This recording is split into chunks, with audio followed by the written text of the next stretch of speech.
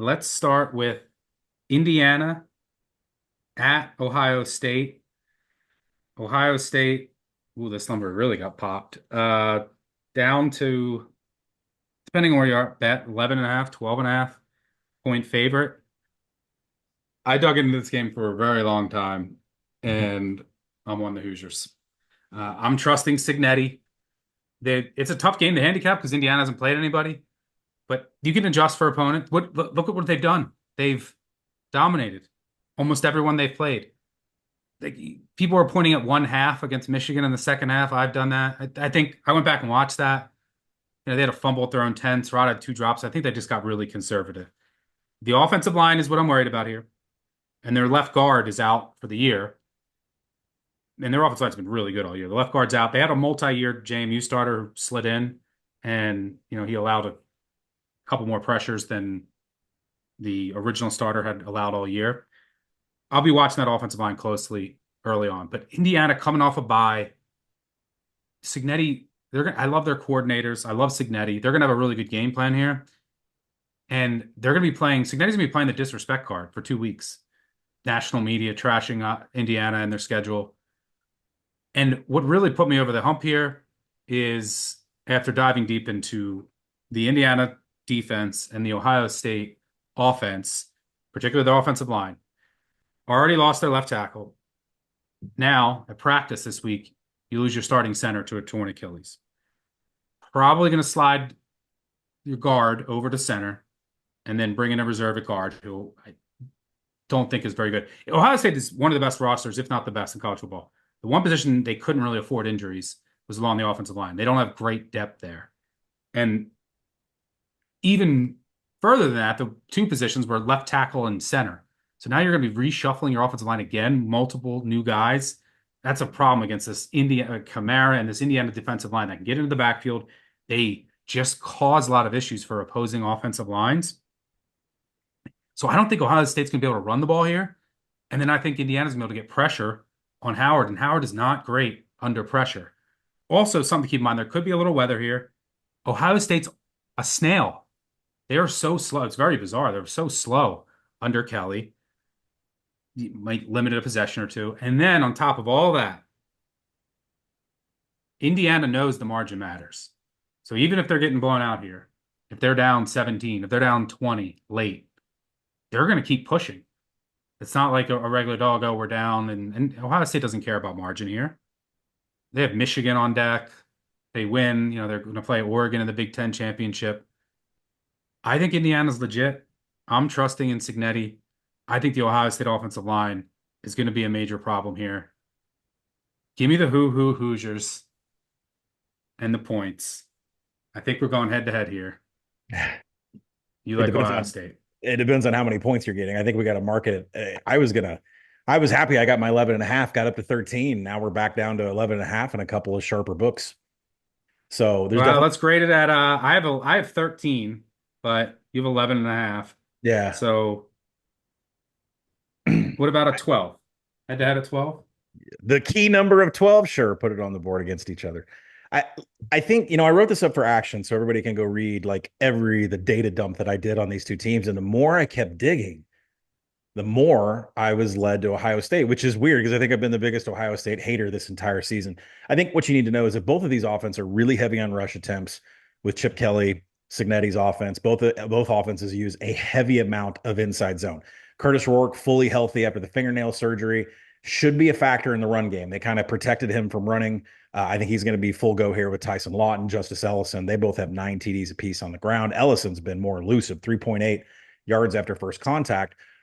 But when you look at Jim Knowles' nickel defense shut down Penn State's rushing attack that used a wide variety of run concepts. There's some things about the rush D you kind of question, but when you look and see what Indiana does from an inside zone perspective, you know that Ohio State can defend that. They are much better against outside zone, 60% success rate, but there's still 53% success rate against inside zone. So I do expect there to be advantages for Ohio State here. There's a heavy amount of man coverage for Rourke here. Jim Knowles is 40% of coverage snaps running man here. He will mix in a little cover one, cover three.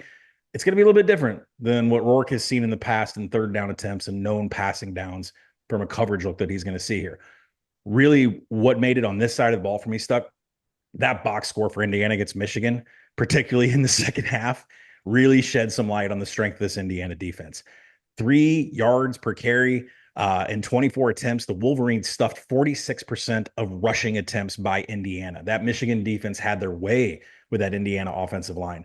Passing downs, only a 29% success rate in 21 attempts. They were behind schedule against Michigan. Indiana failed to create a methodical drive against Michigan's defense. They didn't have a single drive with 10 or more plays. And here's what really solidified it for me for Ohio State on this side of the ball. Michigan is subpar in defending inside zone. They're only 47% success rate on the year. They shut down Indiana's rushing attack. When I go to the other side of the ball, I've got problems with this secondary. I think Will Howard could have a big day here. He's had 2 consecutive games without a turnover worthy play. You look at what he does with his legs in the biggest competition. His biggest rushing attempts have come against Oregon. He had 9 against Penn State. He had 11. I think his wheels are going to be a factor. I think his arm is going to be a factor against this 3.35, which, look at all their numbers. They're great. I know their strength of schedule is outside the top 100, so you can't argue these havoc, these quality drives, top 10 success rate for the 3.35. But one stat bothers me about Indiana outside the top 50 in creating a contested catch. What are the offenses we've faced here? Michigan, Michigan State, Washington, Nebraska, and Northwestern in the last 5. Are any of these passing offenses? No. Tell me why Indiana is outside the top 50 in creating a contested catch. I think that's going to be a huge problem here against Ohio State when they do elect to pass. Plus, another thing that pops out on the stat sheet, Indiana's 40th in defensive finishing drives. I mean, I just named off those offenses. That is not a juggernaut list of the last 5 offenses they have played, and you're outside the top 40 and finishing drives defensively. That scares me.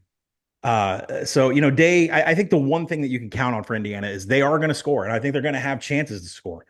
I think there's over potential here, particularly because Ryan Day mentioned in his presser that we're worried about broken tackles. Well, if you look at Ohio State, they're 89th in broken tackles allowed. If you look at Indiana, all their skill positions, they're 33rd in creating broken tackles. So I do think there could be a busted player or two that gets Indiana on the board, but there's just way too much here. What Michigan did to Indiana in the second half, I think really kind of exposed what this inside zone rush offense is for Indiana. And on the other side of the ball, Indiana's not swatting balls out of the air. So I'm taking Ohio State here. Yeah, I actually lean the under too. I think this will be a really slow paced game. I'm against you in every way. But I know Indiana's schedule is bad, but look at the common opponents. Ohio State should have lost to Nebraska at home. Indiana beat them 56-7. Let's see. Northwestern at home, Ohio State, well, that was in Wrigley. Ohio State won 31-7. They got a 1-yard touchdown drive. Northwestern 0 for 3 in the red zone, like no points. Indiana on the road, 41-24 in that game. And Michigan State, Ohio State won 38-7. Indiana won 47-10. I think the noon kick hurts them. I think the Ohio State offensive line is the difference, and Ohio State red zone regression is coming. Someone eventually is going to score in the red zone. I mean, last week you get the Northwestern fumble. They can't get a 4th down. Don't be surprised if that's the one thing that gives me pause with the under. Indiana turns the red zone trips into touchdowns. Head to head on the first game, I'm riding with Cignetti. Should be a good one. Big noon, or I should say big 12:15 kickoff on Fox.